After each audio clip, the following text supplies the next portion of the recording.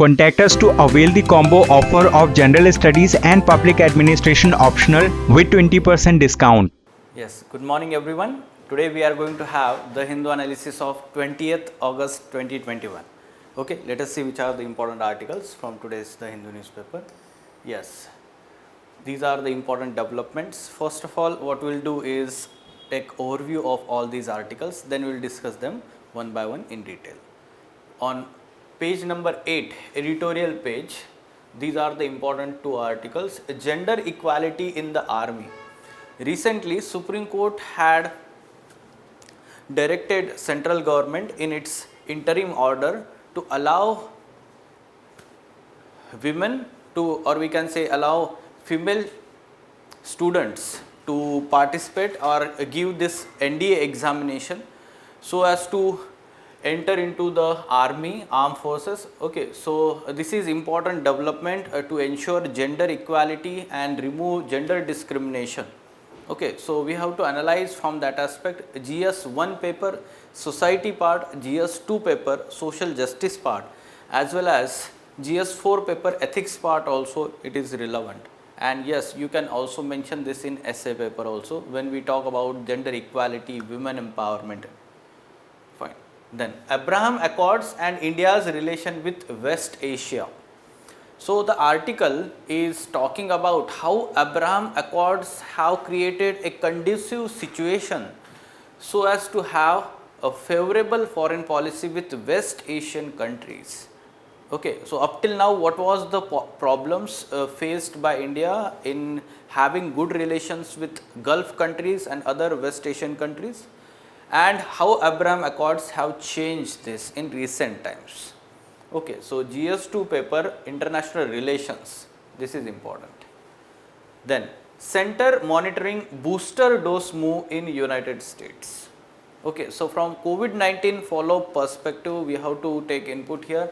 Yes, earlier in one of the editorial we talked about the booster dose issue. Okay, so this booster dose is now approved in US by regulatory authority there, and how recently WHO has also said that there is problem of inequity in access and distribution already, and the booster dose should wait here. All these aspects and how India is playing the game of wait and watch at present, what are the views of experts, all these things are mentioned here. Next, terror groups continue to work with impunity, India at UNSC. There was open debate organized under the presidencyship of India in this month. 3 such debates were organized and this is the third of them. Earlier we talked about one was on maritime security, then recently it was conducted on technology and peacekeeping mission, and now this one is third on terrorist organizations or terrorist attacks and security from such terrorist groups. Okay, so what our external affairs minister is talking in this particular meeting or debate, those inputs can be taken from international relations perspective as well as security perspective, GS3 paper. Now, for specifically prelims related, not much or many developments related to prelims examination, but on CT page, as we are following here Delhi edition. So, on second page of the city page here, it is talking about the Chief Minister of Delhi will inaugurate smog tower. Okay, so what is this smog tower that is being installed at Connaught Place in Delhi? First such smog tower in the country and in Delhi also. So some basic information about it is given. So it is relevant especially from environment perspective, air pollution. Okay, so air pollution in Delhi and NCR region, this is in news since last 3-4 years. So in GS 1 paper geography part as well as GS 3 paper environment section, and for prelims examination also you should be aware about what is smog tower. Okay, so let us go into details of all these articles. First, arms and the women. Okay, so the context of this article is Supreme Court allow women to appear for National Defence Academy entrance examination. Up till now the policy decision of the government was that the women were not allowed to take this examination, and NDA Academy had no women candidates, and therefore this was to some extent discriminatory. This policy was discriminatory on the basis of gender.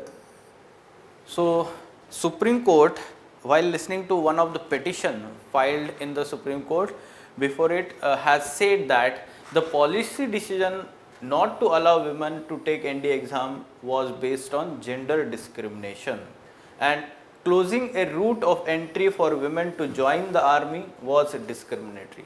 These are the observations made by Supreme Court, though it is interim order. Final order further it is going to happen in near future. Now you should be aware about the basics also, that how do women join in army at present. You should understand that women were inducted in army for the first time in 1992. In 1992, and they are at present, up till now we can say that they were given only short service commission. They were member of only short service commission, and therefore they were only allowed to be in service for only 14 years, 13 to 14 years. This is short service commission, and they were not given the status at par with their male counterpart in the permanent commission. Okay, there are two commissions, permanent commission and short service commission.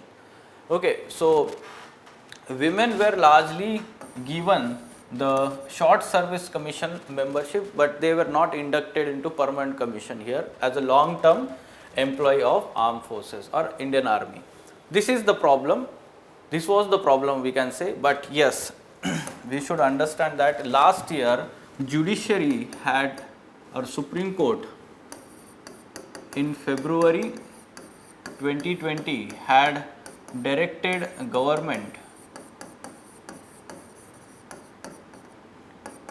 to allow women to be part of permanent commission. Okay, so this was a progressive step taken by the Supreme Court last year. In this particular case, the Supreme Court has said that ask the government to grant the permanent commission to women in the short service commission and give them command postings in all services other than combat. Okay, so this was the progressive decision taken by the Supreme Court. We need to also understand that in analysis, why armed forces or army was having conservative attitude or patriarchal kind of attitude. We can understand that the army, largely in the lower rungs of the army, the Jawans come from rural areas, and we know that in India, in rural areas, there is patriarchal nature of the society, and that's why the attitude, the mindset is the same kind, and therefore the Jawans may not be, let's say, receiving the command from the women officers on their top in the hierarchy. Okay, so this was the major concern, and but this was attitudinal concern, we can say that, and we have to be progressive. Women cannot be discriminated in army because they are as capable as their male counterpart, not only in, let's say, aptitude wise in the civilian post, but also in the front line defense and combat forces also. But now the staff positions are given, but still the front line combat postings, command postings in combat are not given in the army. Okay, so you should be aware about that. Fine. So yes, that can be understood, especially regarding the masculine power. There is some kind of, let's say, differences, and that is natural thing. Fine, but in other aspects there should be parity here. Okay, so in this manner you can analyze here, and now recently our Prime Minister has also announced that women, or we can say girl child, will be allowed to enter into Sainik schools also.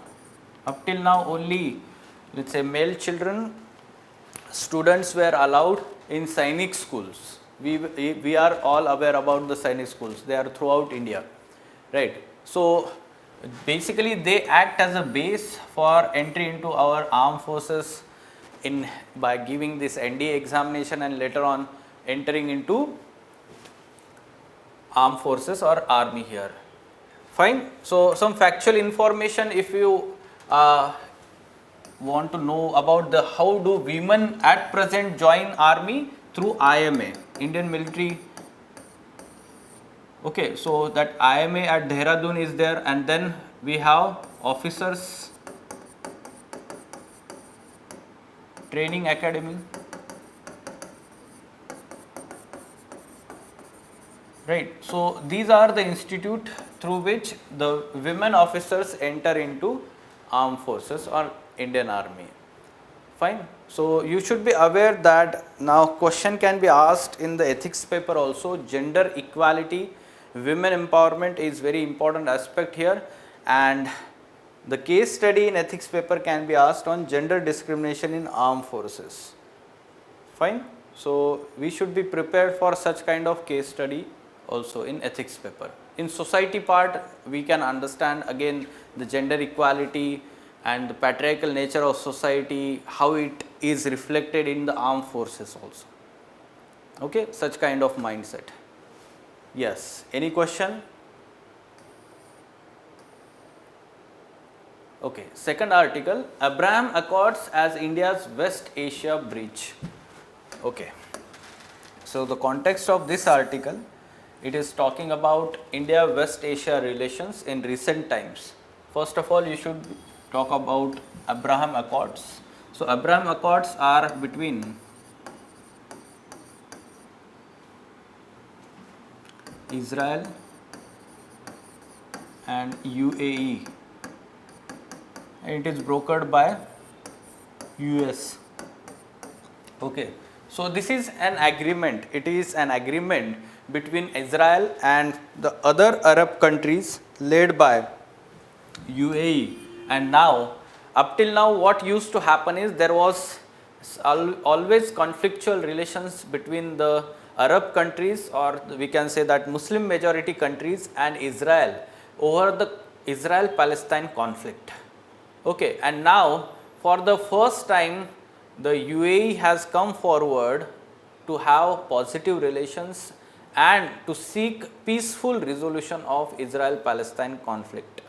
Okay, so UAE has such become third country to sign such accord with Israel. Earlier, Egypt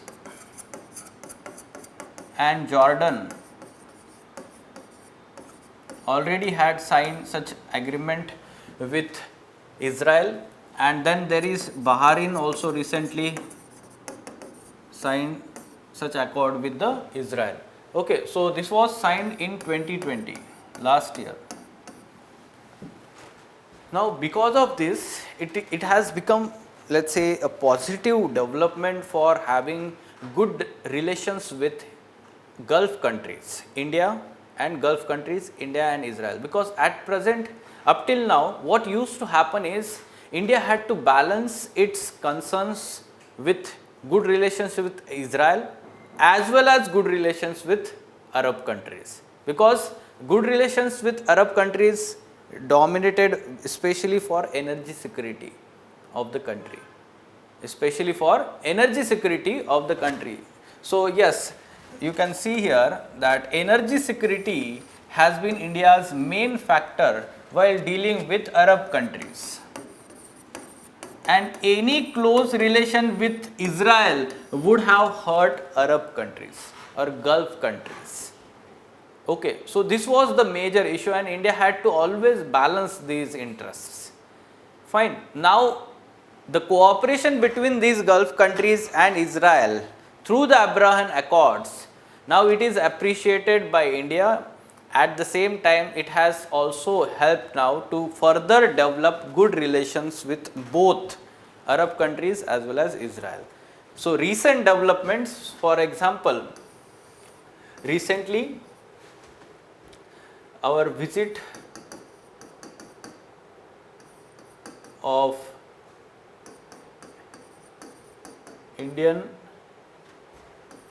Air Force Chief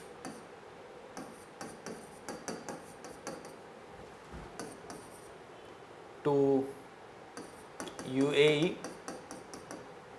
Okay, so then Zayed Talwar, recently we talked about this Zayed Talwar naval exercises with UAE. Sorry, this is the visit to Israel, pardon me. This was recently the visit to Israel, and Zayed Talwar naval exercises with UAE recently happened. At the same time, earlier our army chief visited UAE and Saudi Arabia. This shows that in a military manner we are having good relations with West Asia in recent times. It also shows that the concern in Arabian Sea and extended Indian Ocean region has taken the drive seat in Indian strategic thinking.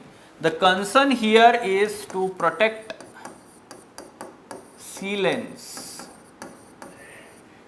especially in Persian Gulf, and this is for energy security. How it is visible? Recently there was conflict between US, Iran and Israel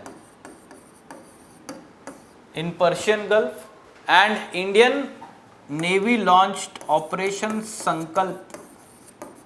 Remember this for prelims also. Operation Sankalp. So through this Operation Sankalp, our naval ships, they escorted the commercial oil ships from that region through that Persian Gulf. Okay, so in this manner we are focusing on protecting our sea routes, especially for energy security in Persian Gulf and Arabian Sea region and extended Indian Ocean region. This is going to dominate in near future our interest in Indian Ocean region. At the same time, not all Arab states have been on the board with the geopolitical shifts the accords have pushed through. For example, Saudi Arabia, it is not on the board with the Abraham Accords. Okay, so Saudi Arabia wants first the long-lasting resolution to Israel-Palestine conflict, and then only it wants to have good relations with the US, or we can say Israel here specifically. Okay, so all countries, and we know that Saudi Arabia is very important Gulf country in the West Asia, Arab country, and therefore its say always matter to other countries. Now recently we have good relations, improving relations with Iran. So Iran is important player or country in West Asia, and therefore having good relations with Iran is also important. You know, there were US sanctions in Iran, and because of that our oil import from Iran declined. At the same time, our investment in different projects, infrastructure projects like Chabar port is there. There is Chabar and other cities railway link project is there. So we are not able to further invest in those projects. But recently our external affairs minister visited Iran on swearing in ceremony of new Iranian president. At the same time, there is renewed, we can say, cooperation between India and Iran on the shared concern with Afghanistan, the developments that are happening in Afghanistan. So, from this aspect, both countries can further cooperate on shared interests. Okay, so we need to have good relations with Iran also in West Asia. Fine. So, in this manner we can talk about. In terms of economic cooperation, India UAE has very good trade relations.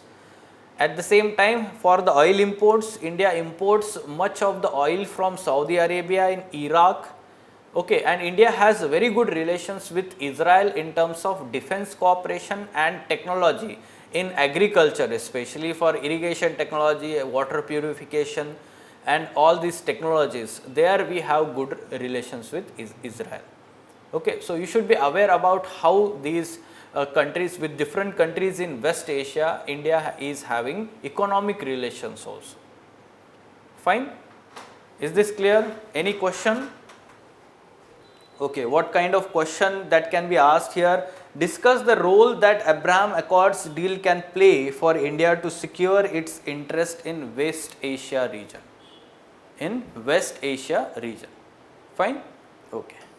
Now, moving on, center monitoring booster dose move in US.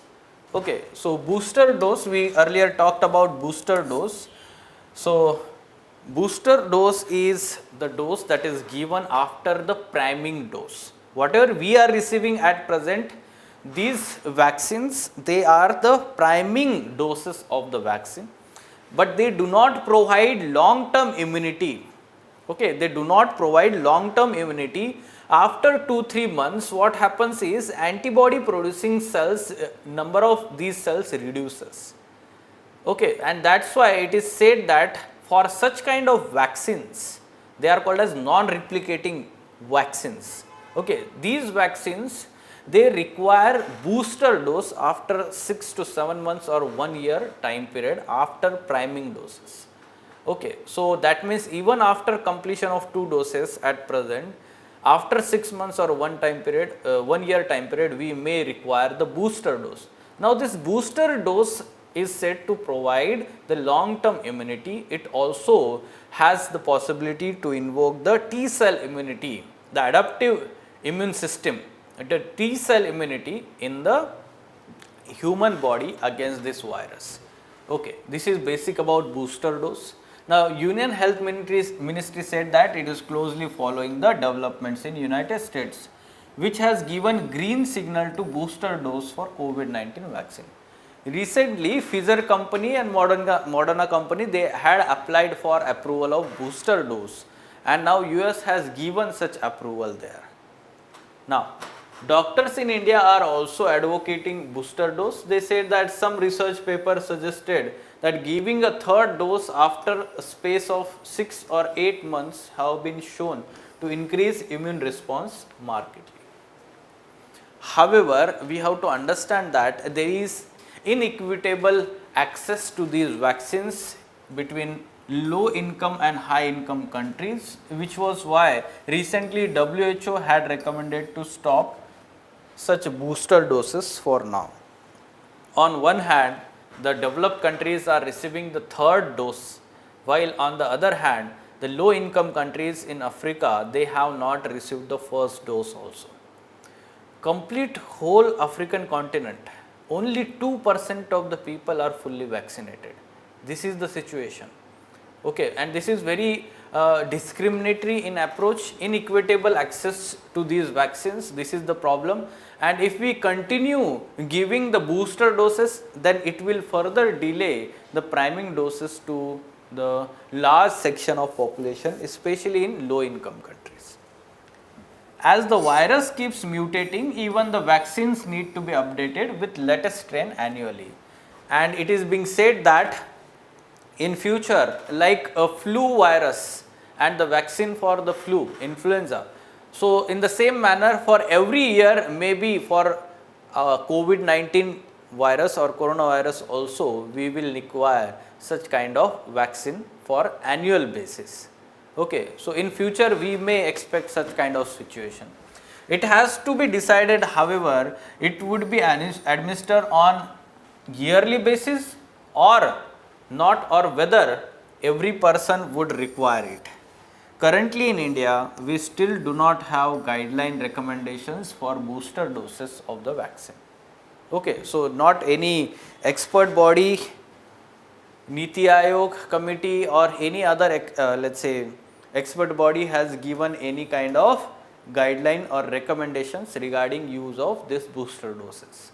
In future, in near future, we may expect such guidelines by the government. Okay, so this is the situation about booster doses at present. Now, terror groups continue to work with impunity. This is the remark by our External Affairs Minister. In the open debate that is organized in UNSC, India is at present acting as president for 1 month in UNSC and asserted that international community must never host sanctuaries for terrorists, as it recalled 2008 Mumbai attacks, Pathankot airbase attack, Pulwama attacks by the Pakistan based terrorists. At the same time, yes, the debate, the title of the debate, threats to international peace and security caused by terrorist acts. So he was talking in this debate, and in our immediate neighborhood, ISIL Khorasan has become more energetic and is constantly seeking to expand its footprint. Events unfolding in Afghanistan have naturally enhanced global concerns about their implications for both regional as well as international security. Okay, this is how from time to time India emphasizes the concerns related to terrorist acts and threat to regional and global peace by these terrorist organizations. Okay, so this is the apt platform, this particular debate. You can mention whenever the question is related to UNSC and India's role played at UNSC. So India's emphasis remains regarding the terrorist act and the terrorist financing also. Fine? Okay. Chief Minister to inaugurate city's first smog tower. So it is talking about Delhi Chief Minister. This article is on city page of Delhi city. Okay, so what is a smog tower? But before that, understand, last year Supreme Court ordered Delhi government to build a smog tower at Connaught Place in the city by 13th April 2020 to curb the pollution. However, we should understand there was a delay by both the state government as well as the court had also ordered smog tower to be installed in Anand Vihar by Central Pollution Control Board by the same time, that is by central government. Okay, so both got delayed, but now Delhi government has completed the construction of this smog tower. What is this smog tower? You can see the structure. You can see, first of all, there is tower cap like this. Below tower cap, on all sides there is screen mesh, and the polluted air flow is coming inside like this. Okay, and this is tower, and the air that is coming down is going through filters. These are the filters. Okay, and then there will be a fan located here. There will be fan located, and that fan will, let's say, push this air out. So filtered air flows out through the fans like this. This is the smog tower. Polluted air coming from top and the filtered air is coming out from the bottom like this. Fine.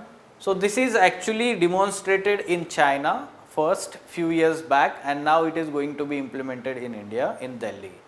So some technical aspects, it is 24-meter high steel and cement structure fitted with fans and filters to purify air. A total of 40 big fans at the bottom of the tower will suck in polluted air from the top, and it will pass through 5,000 filters installed at the bottom. Total 5,000 filters are installed at the bottom.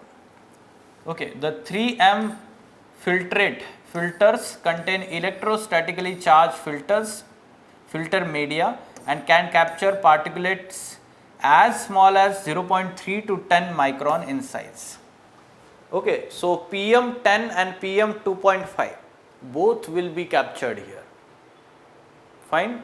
So this is good thing. The tower is built at the cost of 20 crore rupees. 1000 cubic meter of air per second will be purified by the tower. And yes, we know that it is pilot study following the orders of Supreme Court. In future, if it is being successful, then it will be implemented in other cities also. Okay, and its number will increase. The smog tower is the pilot project and is expected to influence air quality of more than 1 kilometer in the downwind direction. 1 kilometer is substantial area. Okay, and this is very important looking at the Delhi and surrounding region where the air pollution, especially during the winter, is at very high level.